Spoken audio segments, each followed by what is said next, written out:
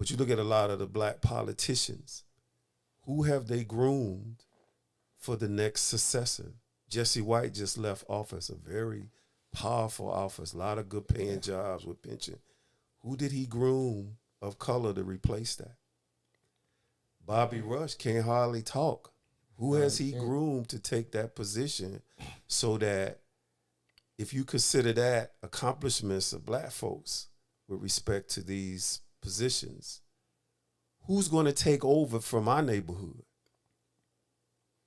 That's the issue to me, because then you eliminate some of the foolishness, lack of opportunity, because those are power positions that. But Jesse White is over 1,000 jobs. Tony Pretwinkle is over, and she's still in the position at the county, but she controls over 15,000 jobs. This is a union town. Mm-hmm. It's a union county, union state. Yeah. All the states that butt up against Illinois are what they call right to work. You got folks flying down out of Texas and Georgia. But this is what they don't understand or know about right to work. Yeah, you have a right to get any kind of job. But the jobs that they talking about is like Amazon, Walmart, which are what we have traditionally called high turnover. It's like McDonald's. It's low wage. It's no job security. It's no protection. Texas has the highest uninsured, unprotected, non-medical workers in the country. It's all Pizza Hut, Waffle House, that type of stuff. Yeah. The real jobs, the real unions have never hired black folks. What saved us up in this part of the country was the government union. And those AI jobs are going to be taking jobs of regular people. They got all these brothers running in to get their CDL. Yeah. Them jobs about to go in about 5 years. Really? Walmart was robots. Walmart already was using driverless trucks during the pandemic. But what they never talk about is when that truck come off the Dan Ryan and get ready to dock, you got to have personnel there to do that part, to open the doors, the AI, and bring that truck to the dock. They not training nobody and Walmart opened a spot before they closed there on 83rd. They had a training center. Yeah, it's still there. The school's still there. It's closed. Yeah. They said they was losing $17 million. Why would you build a training center and you losing $17 million? That's just bad management.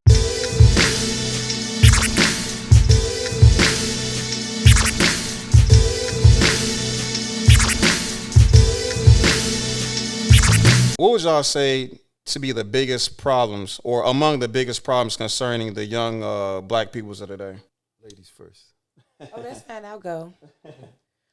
I think that the biggest problem is that these children. First off, we did it. We did it to our own kids, and they're entitled, and we made them entitled.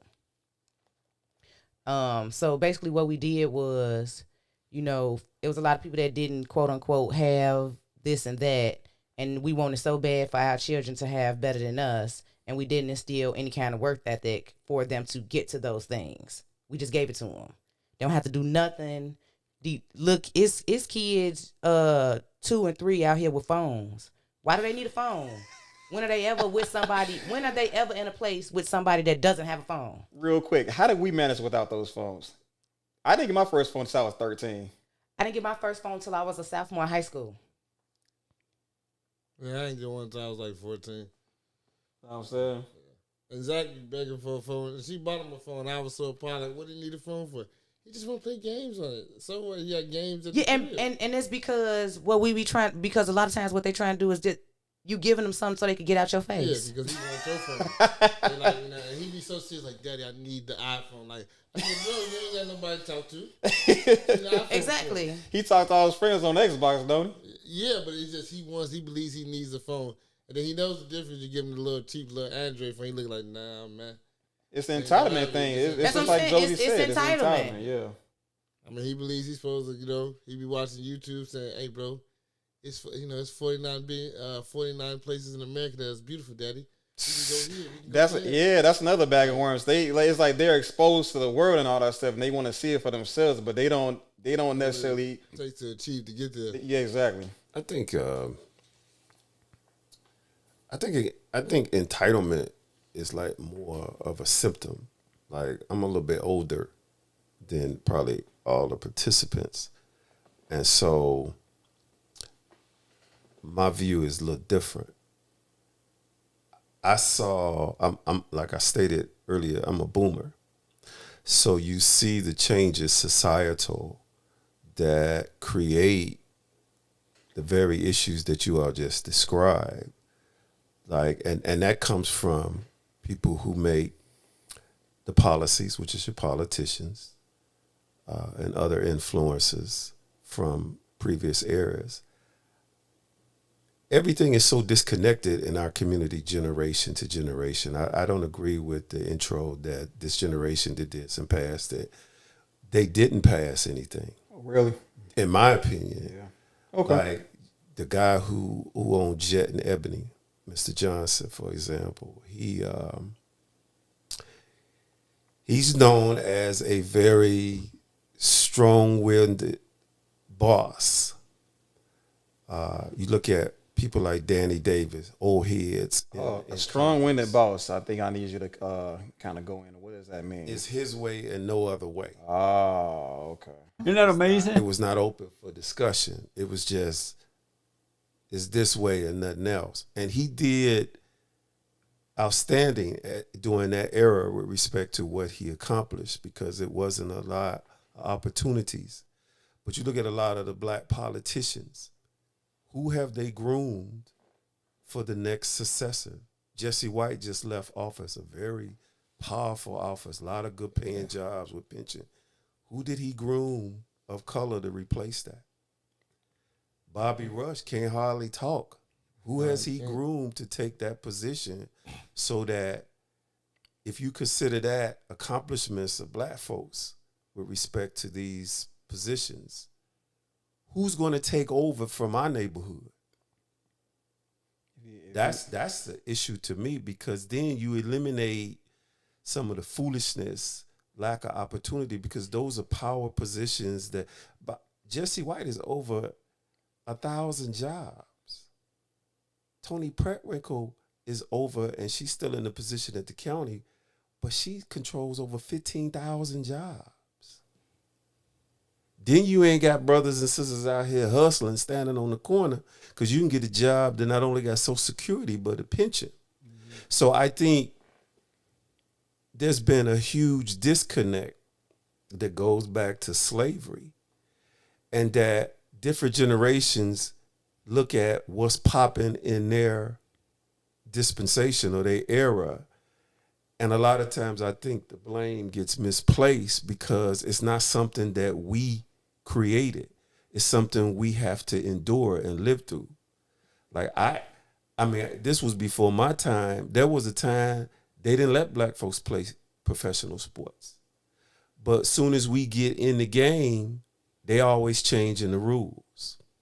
They did it with Tiger. They did it with the Williams sisters. They did it with everybody in the NFL and the NBA. George Halas, the one they call Papa Bear Halas, he's one of the creators of the NFL. In the 30s, he voted blacks out from participating because he was just a racist.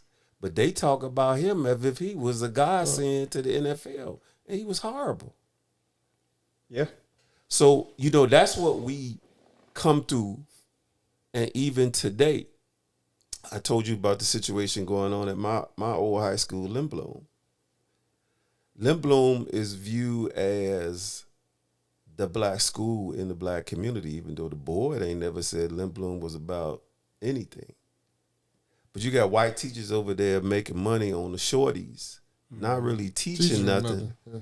And then just saying, well, look what this so-and-so accomplished, but then they get to college and flunk out.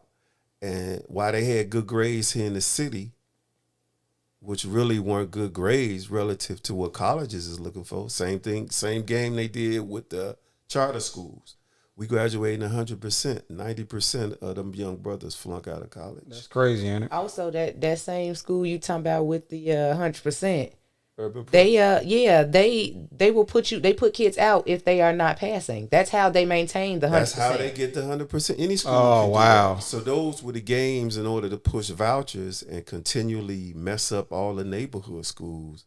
You know, when they was white, when these schools were predominantly white or mostly white, you could leave there, go get a good paying job, make a you could get a job right out of CVS and become an air traffic controller at the world's busiest airport when it was white. But they took all of that out. They definitely took the vocation out of the schools. You could They come took out of all you of could that come out trades of out. you could come out of Hyde Park being a registered nurse. You came out with a trade. Yep. You could come out of what's the one on 69th Street? That's why I'm back like your grandmother and all your ancestors. So Parker before you was had on that type of 69th, and education. then it was Robeson, but both of them gone. You could come out there with a teacher's certificate, teaching the school. Yeah. Why is it when everything becomes black or predominantly black, they take all the money and resources out and just throw a label on, talk about, well, look what these kids are doing. That's real racism. That's how them taking away those vocations. That's how that's what put the black community in debt with Good paying. college loans. That's when they started pushing college. College loans. College Good- dish. good You can't do nothing without college when Yeah. black people were legitimately taking care of their families Yeah. with their trades. Yeah. Or a bunch of useless Isn't that amazing? social programs. Like I took this piece at Olive Harvey College. They had the Y2K piece, so they was pushing $65,000 a year jobs, $600. My instructor was a white boy. He was an alcoholic. He came an hour late to class every day. We did one chapter. I aced it. There were no jobs. I reported it to the dean. I had her come to class. They kept the money though.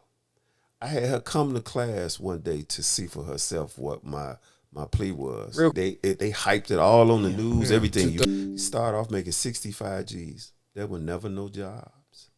They took the money though. Take the So money, you waste had- your time. Go ahead. Over the course of my life, you've had a bunch of programs like that dumped in the hood to say they was helping. Bishop Brazier, right down there on 63rd. I do the mentoring piece. I went down there to check out this robotics training program that they were offering. He got some money from the feds. I said, what are you teaching? What companies are hiring? Where are the jobs? The director didn't know. Did not know. I spoke to the director of the program. They didn't know. So it was a feel good. Just say they doing something for the community, and they haven't. And we have a bunch of those. So those votes will still come in. But that sound like what college is. It They tell you to depends. go to college, and then you get a degree and you can make X amount of money. And then how many people, black people, have gone to college and put themselves in debt and have these college degrees and ain't even working in the field that they had a degree in? I got 2 degrees. I've never worked in either field. But that's the hype that they've been doing for God knows when. But they never. Me and my boss has graduated Calumet. He went to Alabama A&M. I went to Prairie View and Oral Roberts. So he graduated. The black colleges were not accredited. So what does that mean when you get into the job market? Your salary is 40% less than somebody who went to like a Purdue or U of I or Stanford just because it's not accredited. That's what Deion Sanders was tripping on down there. They ain't got no money. Yeah. So you got to check this stuff out. The problem is we don't have a network or institutions really that black folks can go down and see what this school is if it's accredited. Colleges work. What they have in our neighborhoods, our high schools just feeding into colleges to support them for the federal dollars. It's not about educating, just like charter schools. That don't make no It's sense. not about education. Yeah. It's about All charter schools are about tax write-off for whoever is the sponsor. They do not educate. And I'll Ooh, debate bars. They got pretty little buildings. That's all it is. It's a scam. It has to be. But that's Otherwise what's pushing away the Chicago public school. They're trying to push charter, and either private school.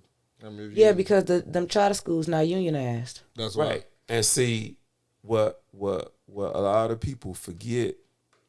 This is a union town.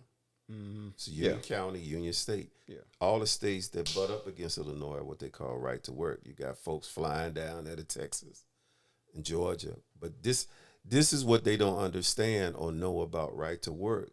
Yeah, you have a right to get any kind of job. But the jobs that they talking about is like Amazon, Walmart, which are what we have traditionally called high turnover. It's like McDonald's. It's low wage. It's no job security. It's no protection. Texas has the highest uninsured, unprotected, non-medical workers in the country. It's all Pizza Hut, Waffle House, that type of stuff. Yeah. The real jobs, the real unions have never hired black folks. What saved us up in this part of the country was the government unions. But after Reagan, all that stuff changed. They outsourced all the jobs. So they have taken from people like you, me, working class. Since Ronald Reagan, real numbers, they done transferred $62 trillion from those type of jobs that we were accustomed to and privatized it and created your big box,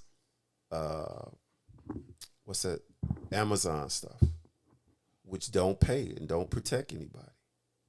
The real jobs, and this was the kicker, how they sold it to the country. They said, we getting ready to move into the digital age, so we going to create all these high-paying website producers. So they created Silicon Valley out on the West Coast. Yeah, they got the Triangle down in North Carolina, and they got that piece up there around Boston.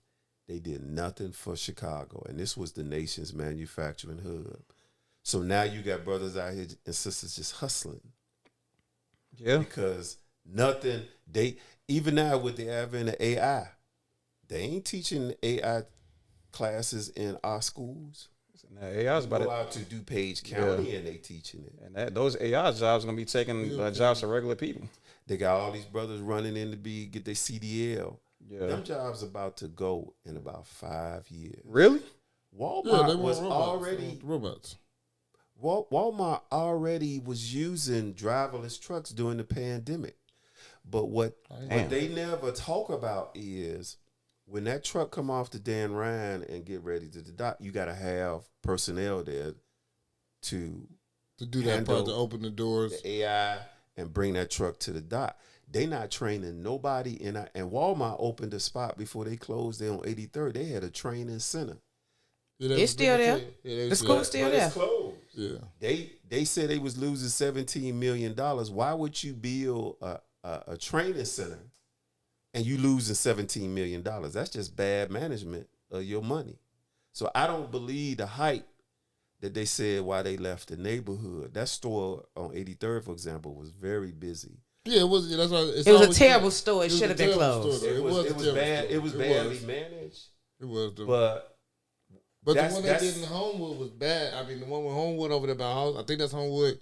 That was a booming Walmart. I don't know why I believe they closed it for the casino. Because like everybody else, a casino. Yeah, that casino they about to build a house on 167. Interesting. Whatever is put in our neighborhood, they always do. It was the max for the minimum theory back in the day. That's how they used to play it. In other words, we're gonna take the maximum dollar amount, but we're gonna give them minimum. Mm-hmm. You go in on weekends over there at 83rd Street, they never had enough terminals open. Line be down the aisle, but because we are humble people, so to speak, we don't complain, and some of us do.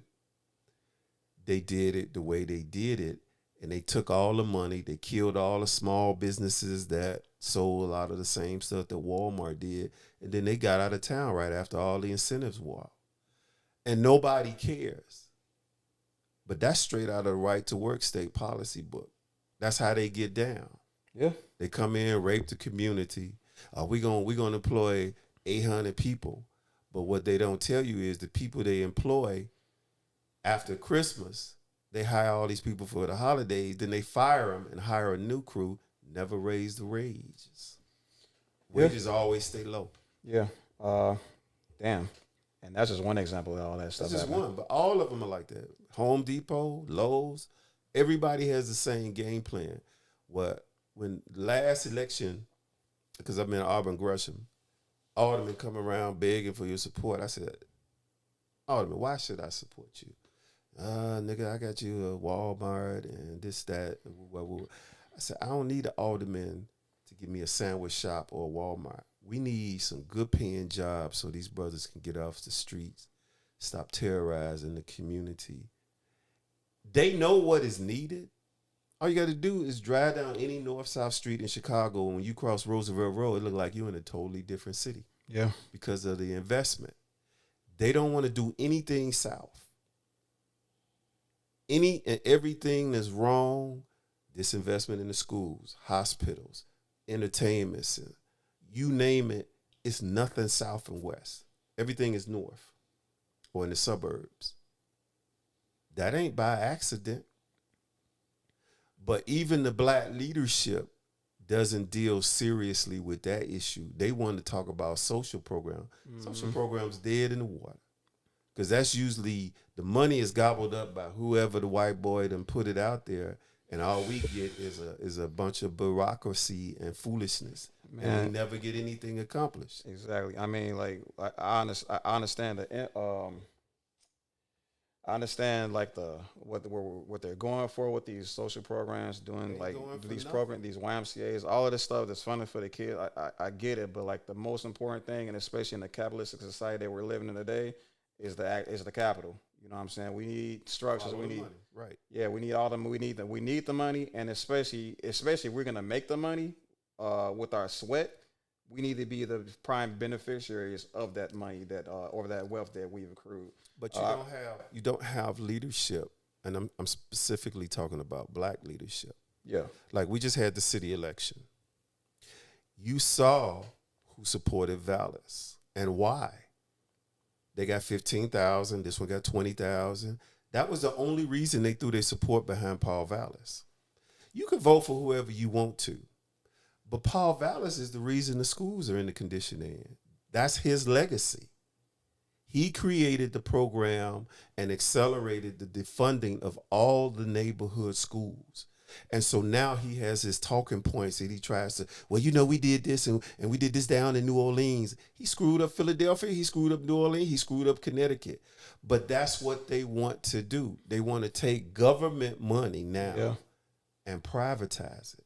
That's why Bezos, is it Bezos? Bezos, Amazon. They gave this dude $2.5 billion of our taxpayers' money to implement programs that already used to be in the public schools, but he's the one who makes the call.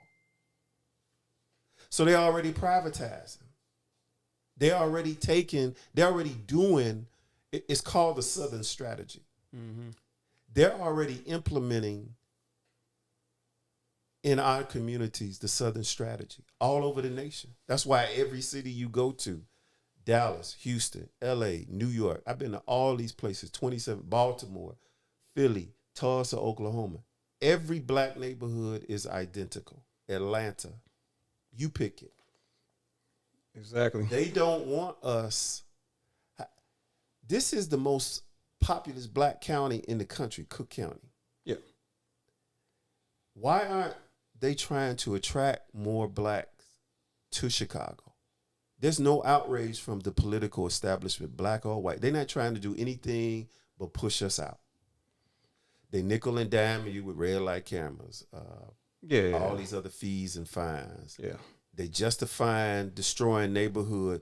They'll take a neighborhood like Chatham or Fernwood. And I have nothing against Section 8. Section 8 is not the problem. It's how it was managed. But they'll bring a level of dysfunctionality into a community that they know it doesn't work. And they know they don't do in white neighborhoods. Yeah. And they'll dump this foolishness in the community and say, well, we can't discriminate. You can't tell people where to live, but you can have structure so that the neighborhood doesn't get destroyed. Like where I used to live was a very nice neighborhood in the 70s. It's nothing over. It looks like Ukraine. Yeah. Where do you live? Brainerd Park, Auburn Gresham. Yeah. And then what? I mean, I'm confused on what you mean by like, are you saying that Section 8 shouldn't be allowed in certain neighborhoods? No, what I'm saying is it should be administered the way it's administered every place else. What they do is take any level of issues and say, well, we can't discriminate, so we're going to set it here, we're going to set it there, we're going to do it there. They don't do that in white neighborhoods. You pick one. I can take you to anywhere in the 9 county metro area. The way it is administered is there's a filtering process. These are the rules. This is what we expect. They just put them in. They let Arabs and these Eastern Europeans set up houses who have no connection with the community or the culture. Mm-hmm. And so you bring in a lot of ratchetness, if I can say it that way. Because there are some beautiful people in Section 8. What they do is in our neighborhood, they just dump any and everything. It doesn't work. There are people in our community that need help. They need assistance. The community doesn't have anything. So you have to do, the institution that created the ratchetness is the same institution that has to fix it, because it was from that perspective that it was created. You can't, if we have a school and the administration creates chaos, the same degree or the same magnitude to fix that problem has to fix it, just like it was that contingent that created it. The government has created a lot of these problems, and I don't blame them for everything. I do believe in personal responsibility. Okay. But before you have the discussion of personal responsibility, you have to look at you have to address the systemic issues is doing from a system level. Right. If you say you got hospitals, but you go over to Roseland and they ain't got no doctors that deal with the diabetes or trauma. When Ben Wilson got killed in the 80s at Simeon, there were no trauma centers on the South Side. They took him to Bernard. He died because there was nobody over there qualified to address the gunshot wound. We still don't have trauma centers on the South Side. They're talking about University of Chicago in another year. But here's an area with all this violence. You got to go out the city to Oak Lawn to get assistance with trauma. Or you got to go all the way to the west side. What is it? What's the hospital on the west side? The big hospital. Cook County. I thought that new part of St. Bernard was a trauma center. No. The only trauma center, all the trauma centers on the south and west side were closed. So what's the new part? What's the new part of the St. Bernard they just built? I don't know. But that's what it's supposed to be. It's supposed to be the trauma center. The trauma center was at, the new one on the south side was announced 2 years ago at University of Chicago. It hasn't opened yet. They take shot victims at the University of Chicago. No, I'm not just saying take, but I'm saying specifically, you got the highest. You get shot, you go there. You got the highest outburst of shooting in the history of Chicago. We living in it. They said it every year. Now they just got one center. You are right. You are right. They just do that. We need a trauma center, and these are professionals. That's what they do. You are right. They do that, but you know what I'm saying? Long before it got to this point, they knew what was needed. They killed. What's the hospital on 51st? Provident? Was it called Provident? Mm-hmm. With Dr. Daniel Hill? That used to be one years ago. They shut that down. They shut down Michael Reese. They Jackson Park, Hyde Park, Bernard. They took all of that stuff out of there years ago. And nobody said nothing. So now we are today with all this chaos and confusion, and you got these self-proclaimed fake heroes talking about, well, this is what I did for the community. Yeah. What did you do? Watch it all get torn apart. But you definitely said something that resonated with me regarding. I mean, because everything you saying here is more or less. I lived speaking, yeah, of course you lived it, but it's all speaking to like the systemic or the systems that kind of came to place to essentially lay out the foundation for our kids, for our young Black Americans to essentially make do with, right?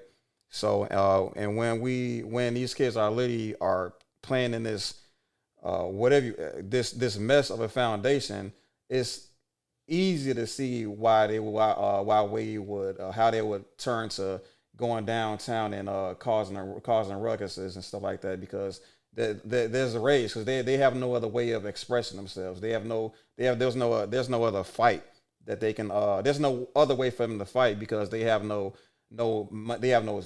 economic power. They have no power within the confines of the communities. There's all they have to do. All they have is their fists and their rage, right? So it's obviously they're gonna use that to their best benefit, because that's the only advantage they have over other people.